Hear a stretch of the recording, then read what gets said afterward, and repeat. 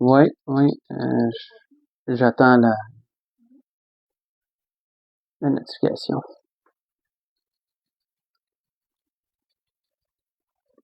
Voilà. OK. Donc, bonsoir à tous. Je suis heureux de vous retrouver encore ce soir. J'espère que vous allez bien et j'espère que vous avez passé une belle semaine jusqu'à présent. Donc, avant d'enchaîner avec ce que l'Esprit veut nous donner, je vais nous conduire en prière. Ensuite, on pourra laisser l'Esprit nous diriger dans le message qu'il veut nous donner ce soir. Éternel Dieu, on vient devant toi encore ce soir, Seigneur. On vient te louer, t'adorer, te prier, Seigneur, te remercier pour cette journée, Seigneur, que tu nous as donnée. Te prier, Père du ciel, pour chacun de nos frères et nos sœurs dans chacun de leurs besoins. Nous te prions, Seigneur, pour tous ceux, Seigneur, qui vivent des circonstances difficiles, Seigneur. Te prions pour ceux qui vivent des deuils, Seigneur. Te prions pour ceux qui vivent la maladie. Que dans toutes circonstances, Seigneur, chacun puisse ressentir, Seigneur, ta présence. Chacun puisse ressentir ta main puissante et forte dans leur vie. Que chacun, Seigneur, puisse avoir recours, Seigneur, à ton soutien, Seigneur, et à ta bonté, mon Père. Nous te prions, Dieu du ciel, d'être avec chacun de tes pasteurs qui aura prêché ta parole, de parler par leur bouche avec force, puissance et sagesse, Seigneur, et de les éclairer par ton esprit dans tous leurs besoins. Sois avec tes enfants, Seigneur, aussi dans toute décision qu'ils auront à prendre et dans toutes choses. Et puisses-tu les éclairer, Seigneur. Mon Père, éloigne de nous Satan, Seigneur, et donne-nous, Seigneur, de marcher davantage fidèlement dans tes voies. Nous te rendons gloire, honneur et louange en toutes choses, et c'est encore dans le beau nom de Jésus qu'on t'adresse notre prière ce soir. Amen. Donc, pour ce que l'Esprit veut nous donner, je vais vous inviter à tourner dans l'Évangile selon Luc, chapitre 13. On va lire du verset 1 au verset 9. Dans l'Évangile selon Luc, chapitre 13, verset 1 au verset 9.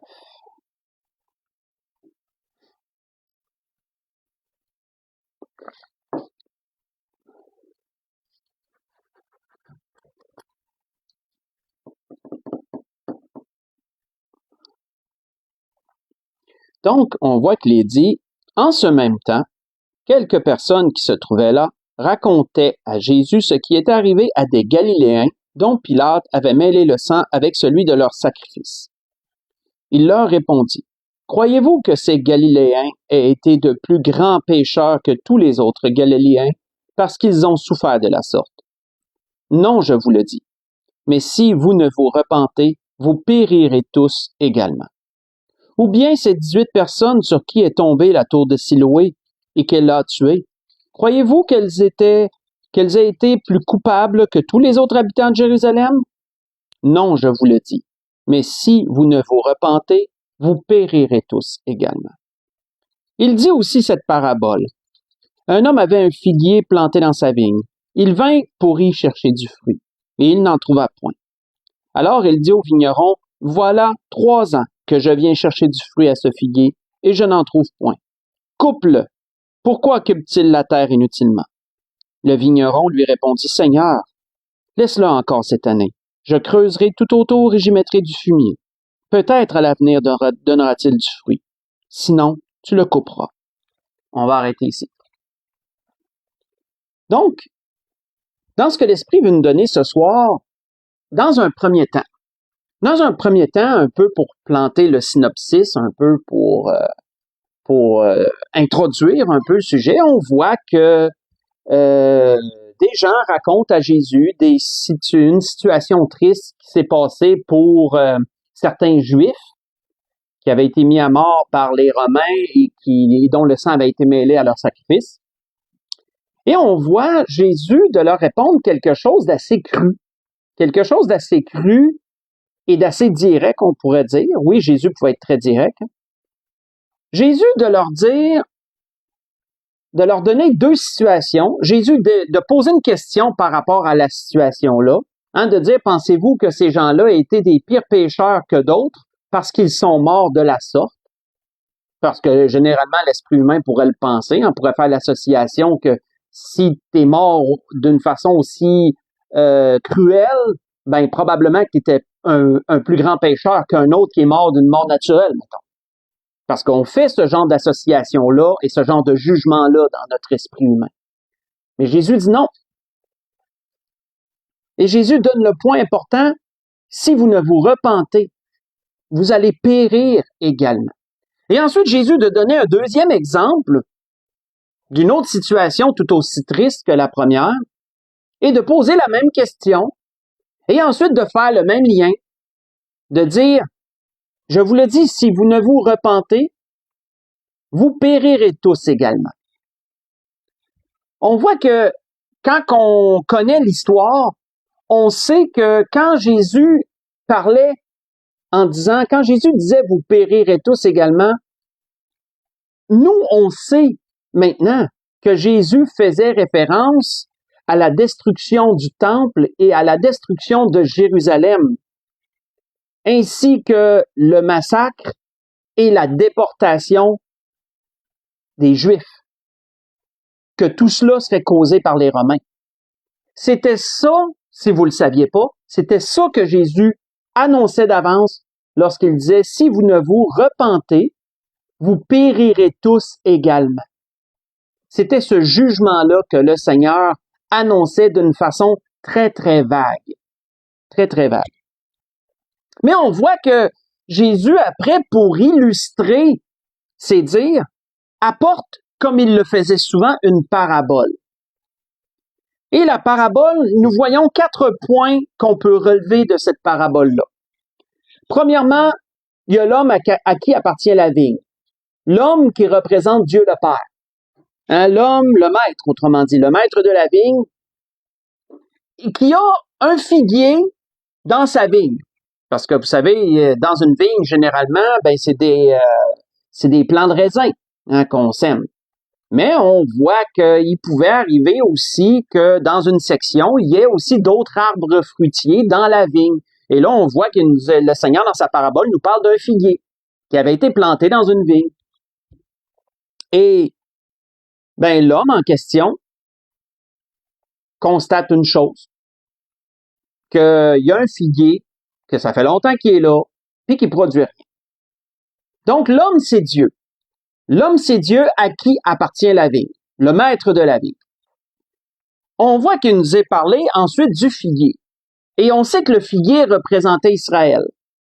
Et ça, c'est facile à faire le lien, frères et sœurs, parce que si vous avez moindrement fait des recherches, ben, vous aurez rendu compte sur Israël, entre autres, vous aurez rendu compte dans l'Ancien Testament que souvent, certains arbres fruitiers représentaient Israël. Entre autres, je vous en donne 3 qui sont majoritairement les plus cités. Les vignes, la vigne représente Israël, le figuier représente Israël et l'olivier. L'olivier aussi peut représenter Israël. Ce sont 3 arbres qui sont mentionnés dans l'Ancien Testament et que ont des liens, on fait souvent des liens avec Israël. Donc, si vous voulez des versets par rapport à cela, ben, vous pourrez lire Ésaïe 5, versets 1 à 7 durant la semaine, où Ésaïe parle de la vigne du Seigneur en parlant de Jérusalem, en parlant du peuple juif. Vous pourrez lire dans Osée, chapitre 9, verset 10, où qui est mentionné le figuier et la vigne. Vous pourrez lire dans Jérémie, chapitre 8, verset 13, où encore est mentionné cela. Et je vais vous en lire un pour vous montrer un peu le genre de lien qu'on peut faire. Je vais vous en lire un sur lequel l'Esprit m'a arrêté, mais qui va dans le même sens que les autres que je vous ai cités. On voit que c'est le prophète Joël qui parle au nom de l'Éternel à cause qu'un peuple est venu attaquer le peuple d'Israël et le piller. Et on voit que Joël, le prophète, parle au nom de l'Éternel en disant ceci. Attendez, je vais retrouver. Oui. Donc, il dit, il a dévasté ma vigne, il a mis en morceaux mon figuier, il l'a dépouillé, abattu. Les rameaux de la vigne ont blanchi. Et précédemment, il disait, car un peuple est venu fondre sur mon pays, puissant et innombrable, il a les dents d'un lion, les mâchoires d'une lionne. Et ensuite, il parle de la dévastation du peuple d'Israël en parlant de sa vigne. Il a dévasté ma vigne en parlant du peuple qui est venu l'attaquer, attaquer les Juifs. Il a dévasté ma vigne et il a mis en morceaux mon figuier. Voyez-vous que Joël, dans ce qu'il parle ici au nom de l'Éternel, cite les 2 des 3 arbres que je vous ai mentionnés représentant Israël. Vous voyez ça dans Joël 1 en passant le verset 6 et le verset 7. Donc, on voit que dans la parabole, si on revient à notre parabole, bien, on voit que le figuier représente le peuple d'Israël. Premièrement, c'était la principale raison de la parabole. Ensuite, bien, il nous est parlé du vigneron, celui que le maître engage pour vérifier que sa vigne produit bien. Et là, le maître de dire, ben ce figuier-là, ça fait 3 ans qu'il est là, puis il produit rien. Et là, on voit que le vigneron, mais on sait que le vigneron représente le Seigneur Jésus. Le vigneron de dire au maître, attends, coupe-les pas, laisse un sursis, laisse-y encore un temps de grâce. Je vais m'en occuper, je vais creuser autour, je vais y mettre du fumier, je vais y mettre de l'engrais, puis on va regarder. S'il produit toujours pas, ben alors tu le couperas. Ça, c'est Jésus qui annonce, qui apporte un temps de grâce avant le jugement de Dieu. Et dernièrement, ben on voit les fruits. Qu'est-ce que le maître s'attendait? Le maître s'attendait à recevoir des fruits de ce figuier-là, qui représente le peuple d'Israël. Quel genre de fruits le maître aurait voulu voir de son figuier? Mais il aurait voulu voir, j'ai pris des notes, il aurait voulu voir de la repentance de la part d'Israël, il aurait voulu voir de la justice, il aurait voulu voir de l'obéissance, il aurait voulu voir une adoration non religieuse, non servile, mais une adoration pieuse de la part de son peuple. C'est les fruits que le maître aurait voulu voir du figuier. Mais il les a pas vus. On voit que cette parabole-là, frères et sœurs, elle faisait écho à d'autres choses qui avaient déjà été mentionnées par le premier envoyé par Dieu qui précédait Jésus, qui était Jean le Baptiste. Jean le Baptiste en avait parlé aussi de cette parabole-là, mais d'une façon différente, mais vous allez voir le lien est direct lorsqu'on s'y attarde. Qu'est-ce que Jean le Baptiste avait annoncé? Quelle était une partie de son message? Faites juste écouter. On voit qu'il nous est dit de Jean qui disait au peuple, produisez donc du fruit digne de la repentance et ne prétendez pas dire en vous-même, nous avons Abraham pour père. Car je vous déclare que de ces pierres, Dieu peut susciter des enfants à Abraham. Déjà, et notez ce qu'il dit, Jean, déjà la cognée est mise à la racine des arbres. La cognée, c'est quoi? C'est la serpe, c'est le couteau, là. C'est ce qui va couper c'est ce qui va couper le tronc, là. La cognée est mise à la racine des arbres. Tout arbre, donc, qui ne produit pas de bons fruits sera coupé et jeté au feu. Vous voyez ça dans Matthieu chapitre 3, j'ai lu verset 8 au verset 10. Voyez-vous, frères et sœurs, à quel point ce que Jean le Baptiste prêchait concorde avec la parabole du Seigneur, du figuier stérile. La parabole qui nous parle d'un figuier qui ne produisait pas de fruits et que le maître a dit « coupe-le ». Voyez-vous quel point le lien est direct? C'est parce que Jean avertissait de la même chose que le Seigneur avertissait là. On voit que dans cette parabole, à propos du figuier, il nous a mentionné un point important, il nous a dit que ça faisait 3 ans. Il nous a dit que ça fait 3 ans. Le maître constate, il dit, voilà déjà 3 ans que ce figuier-là ne produit pas. Voilà, verset 7, voilà 3 ans que je viens chercher du fruit à ce figuier, je n'en trouve point. Mais ça, frères et sœurs, c'est un détail qui n'est pas anodin. Parce que si vous ne le saviez pas, pour un figuier, la période générale pour savoir si un figuier va être productif ou non, ben c'est 3 ans. Je ne sais pas si vous le saviez.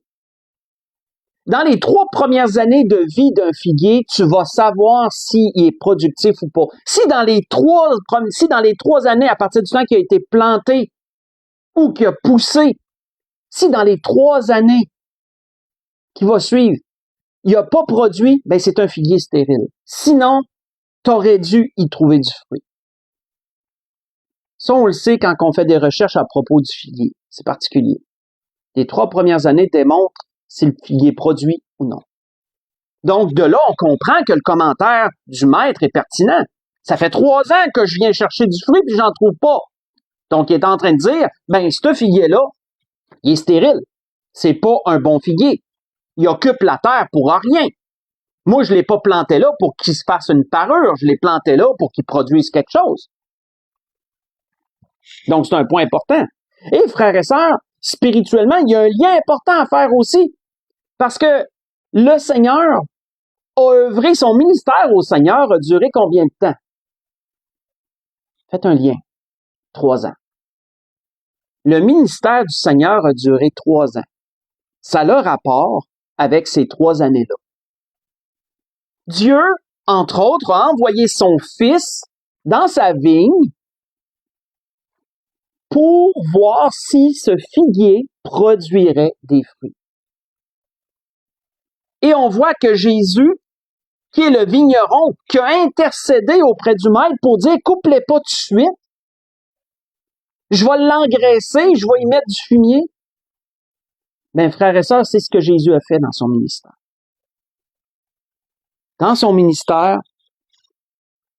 le Seigneur est venu intercéder avec l'ordre du maître couple. Le Seigneur est venu parmi les siens. Et il est venu quoi? Il est venu creuser autour du figuier. Il est venu y mettre de l'engrais.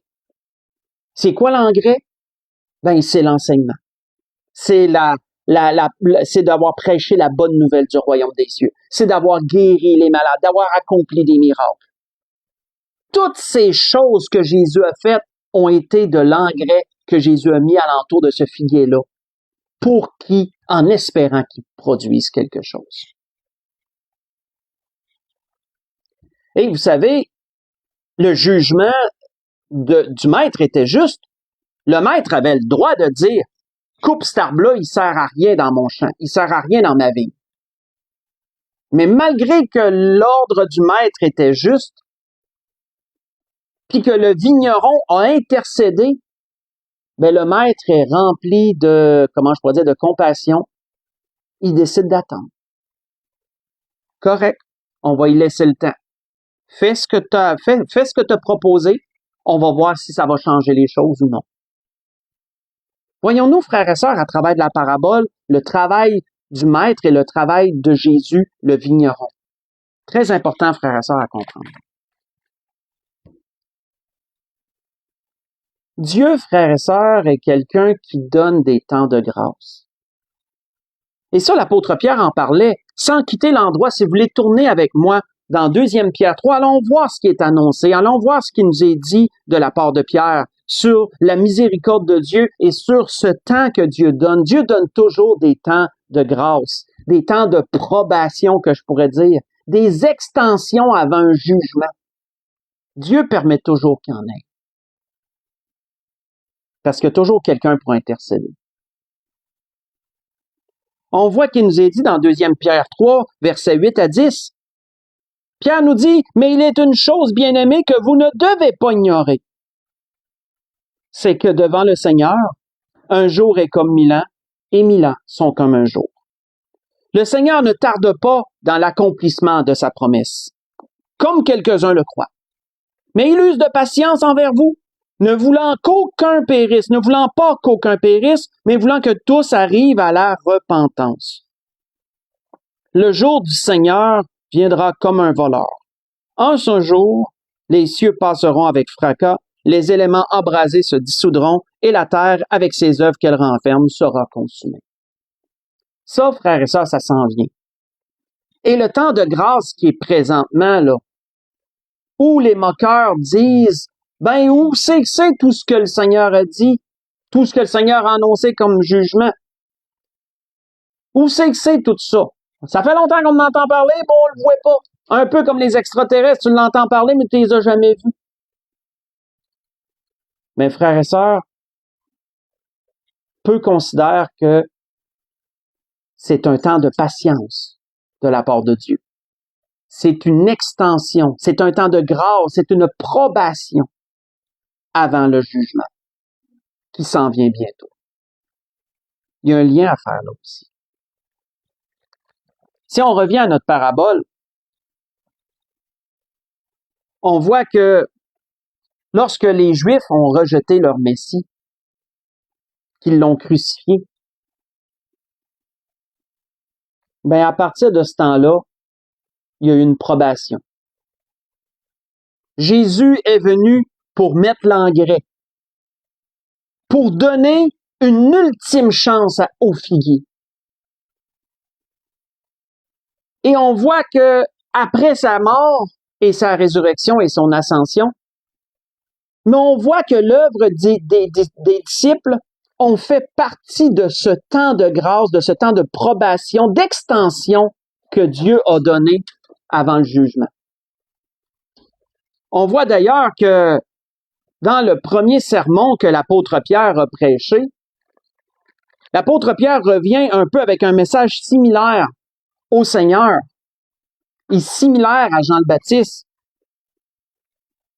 Après avoir prêché son premier sermon, Pierre leur dit « Repentez-vous, repentez-vous et que chacun de vous soit baptisé au nom du Seigneur Jésus pour le pardon de ses péchés et recevez le don du Saint-Esprit. » Voyez ça dans Actes chapitre 2, versets 38 et 39. Le message des apôtres a été encore le même que le Seigneur et que Jean le Baptiste auprès du peuple d'Israël qui est le figuier de Dieu. Repentez-vous.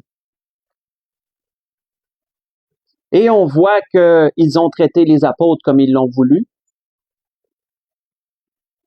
Et malgré l'engrais que le Seigneur est venu mettre, malgré le fait que les apôtres ont prêché, ben comme nous le savons, le temps de probation d'Israël a fini par cesser. La patience de Dieu a eu ses limites.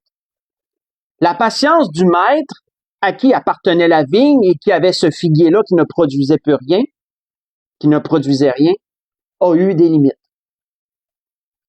Comme je l'ai mentionné en introduction, ben en l'an 70, à peu près 2 ans après que l'apôtre Paul a été mis à mort, ben là, à ce moment-là, le jugement est tombé. Le figuier a été coupé. L'armée romaine est venue détruire la ville de Jérusalem, détruire le temple et déporter les Juifs aux 4 coins de la terre. Et l'Évangile a été prêché aux nations. Il y a eu une transition qui s'est faite. L'apôtre Paul a été l'instigateur de cette transition-là. C'est lui qui a le plus œuvré à cette transition-là. Et cette transition, frères et sœurs, elle est importante. Pour la suite, on va aller voir ensemble ce que l'apôtre Paul disait dans Romains chapitre 11. Romains chapitre 11. Allons voir ce que l'apôtre Paul a dit à propos de cette transition-là. Romains chapitre 11, on va lire à partir du verset 11 jusqu'au verset 22, qui est un avertissement pour les païens cette fois-ci, pour les chrétiens, pour les païens qui allaient donner leur vie au Seigneur Jésus, ou qui avaient donné leur vie au Seigneur Jésus. L'apôtre Paul dit donc aux Romains, « Je vous dis donc, Romains chapitre 11, débutant au verset 11, « Est-ce pour tomber qu'ils ont bronché en parlant d'Israël? Loin de là.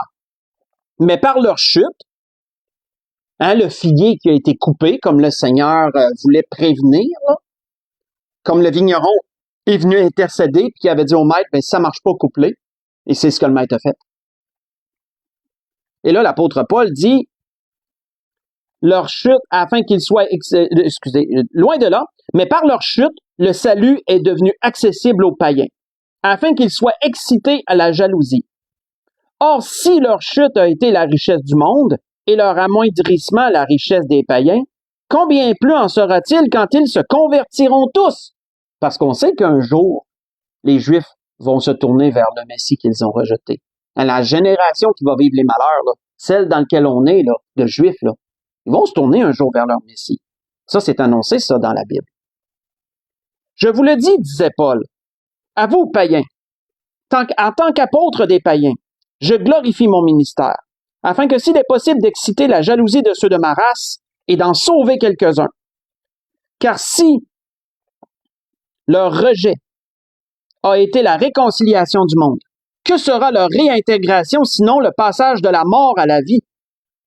Or, si les prémices sont saintes, la masse l'est aussi. Si la racine est sainte, les branches le sont aussi.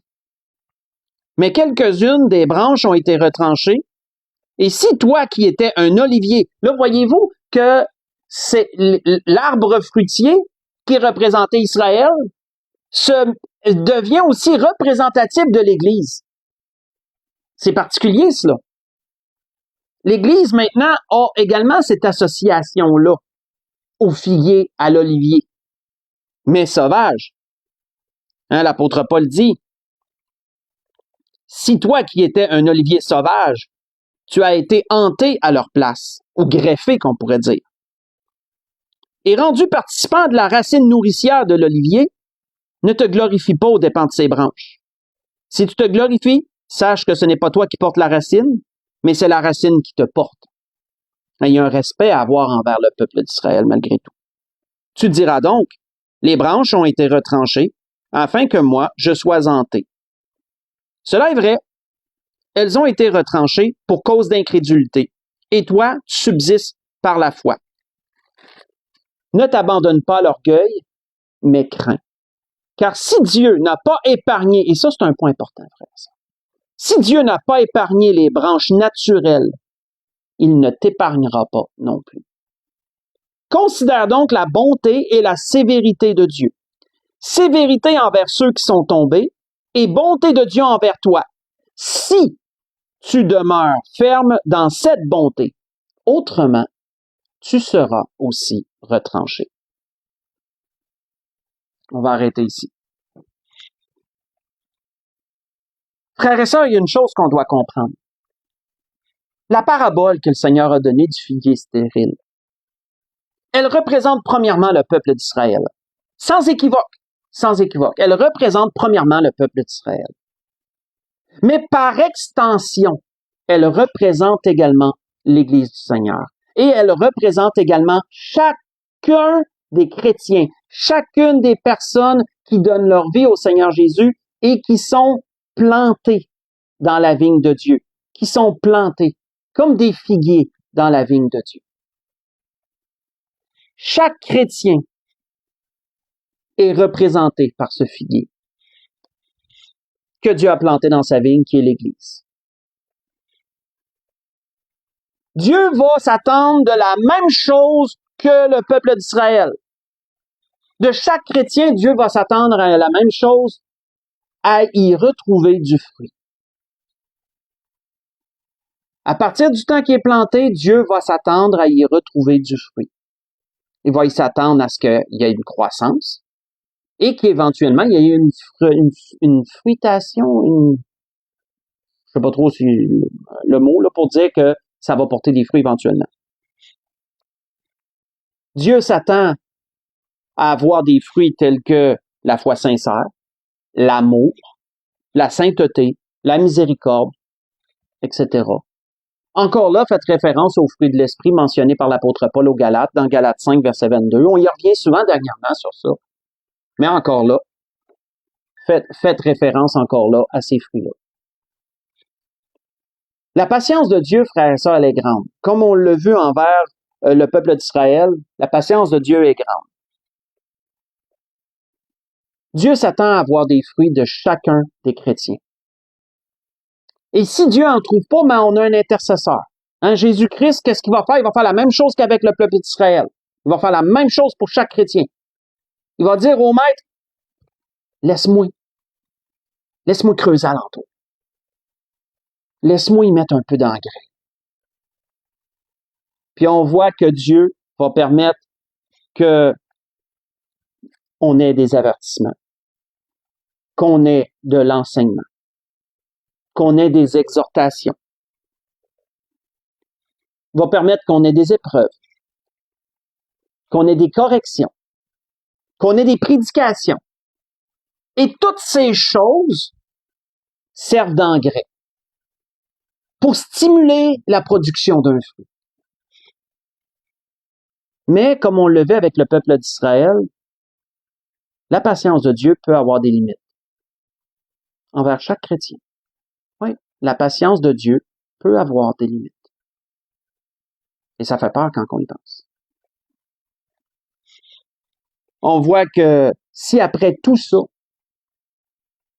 Dieu ne trouve pas de fruit chez un chrétien, si un chrétien s'avère être un figuier stérile, ben son inutilité, il n'aura pas rien fait de mal nécessairement, mais son inutilité peut être un motif valable pour que Dieu permette qu'il soit coupé d'une façon ou d'une autre, qu'il soit rejeté d'une façon ou d'une autre. On voit on l'avait lu dernièrement, mais Jésus avait donné cet avertissement qui va dans le même sens, que la parabole. Et vous allez vous y reconnaître. Jésus avait dit, je suis le cep et mon Père est le vigneron. Tout sarment qui est en moi, qui ne porte pas de fruit, il le retranche. Voyez-vous, même chose que la parabole. Même chose. Tout sarment qui porte du fruit, il l'émonde afin qu'il porte encore plus de fruits. Déjà, vous êtes purs à cause de la parole que je vous ai annoncée. Demeurez en moi et je demeurerai en vous. Comme le sarment ne peut de lui-même porter du fruit s'il ne demeure attaché au cep, ainsi vous ne le pouvez pas non plus si vous ne demeurez en moi. Je suis le cep, vous êtes les sarments. Celui qui demeure en moi et en qui je demeure porte beaucoup de fruits, car sans moi vous ne pouvez rien faire. Si quelqu'un ne demeure pas en moi, il est jeté dehors, comme le sarment, il sèche, puis on le ramasse, on le jette au feu et il brûle. Si vous demeurez en moi et que mes paroles demeurent en vous, demandez ce que vous voudrez et cela vous sera accordé. Si vous portez beaucoup de fruits, c'est ainsi que mon Père sera glorifié et que vous serez mes disciples. J'ai lu dans Jean chapitre 15, verset 1 au verset 8. Comme vous voyez, les paroles du Seigneur sont un lien direct encore avec la parabole qu'il avait donnée du figuier stérile. Même agissement, même avertissement, même chose. Alors, frères et sœurs, considérons ce que l'Esprit a voulu nous dire ce soir avec, comment je pourrais dire, avec crainte, avec sérieux.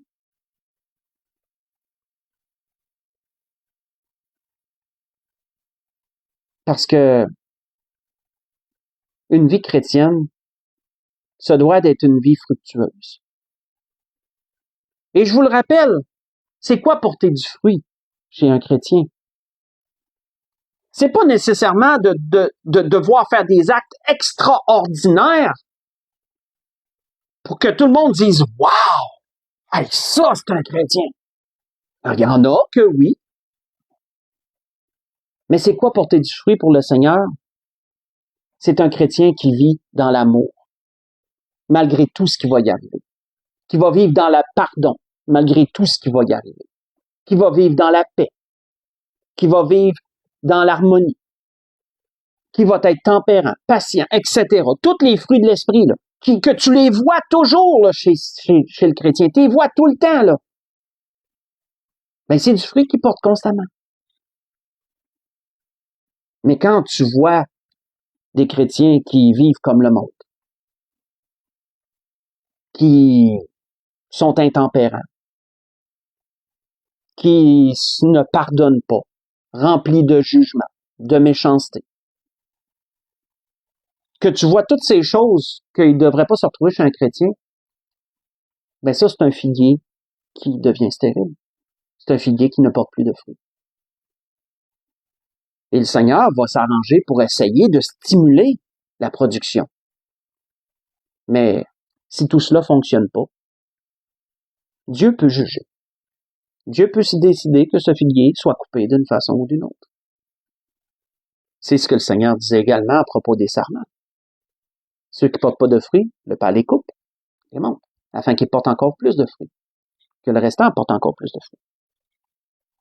Donc, l'Esprit voulait nous donner, frères et sœurs, ce soir, cet avertissement et expliquer cette parabole que le Seigneur a donnée du figuier stérile. Que ça s'applique premièrement au peuple d'Israël, ça s'appliquait et ça s'applique encore au peuple d'Israël. Mais que, par extension, ça s'applique aussi aux chrétiens. Et qu'il y a une crainte respectueuse à avoir dans ces choses. Et c'était ce que l'Esprit voulait nous rappeler ce soir. Pour conclure, on va aller dans Matthieu chapitre 7. Matthieu chapitre 7. On va conclure là. Évangile selon Matthieu chapitre 7.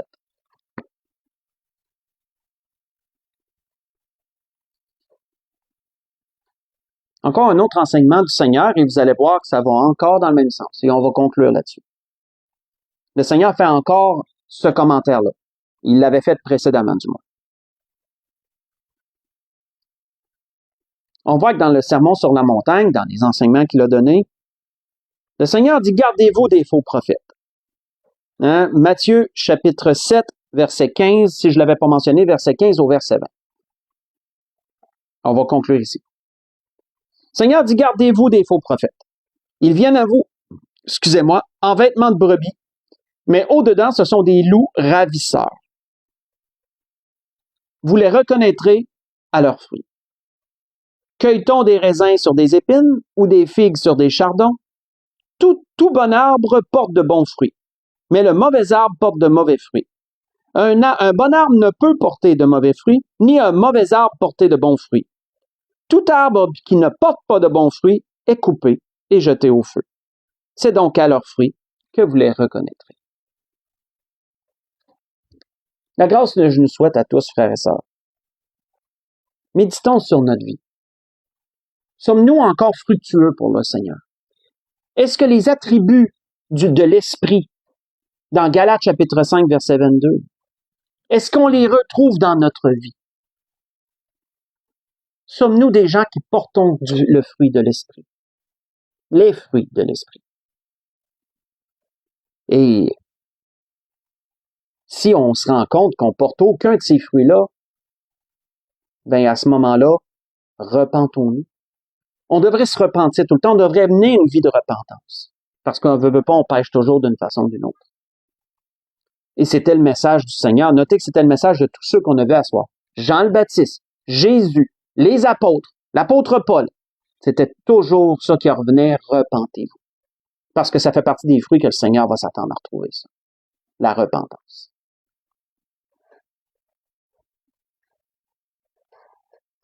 Analysons nos vies, analysons nos voies, sondons nos voies. Portons-nous des fruits pour le Seigneur. Parce que les figuiers qui sont stériles, le Seigneur ne leur laisse pas toujours occuper la terre. À un moment donné, si Dieu prend la peine de mettre de l'engrais, d'essayer de stimuler les choses et qu'il voit toujours rien, le jugement de Dieu peut tomber d'une façon ou d'une autre. Donc, prenons cela au sérieux. C'était ce que l'Esprit voulait dire ce soir dans toutes ces choses. Donc, je voudrais vous souhaiter à tous et à toutes un bon restant de semaine.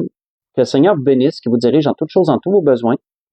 Et on va se dire à dimanche. Soyez bénis. Bonne fin de soirée.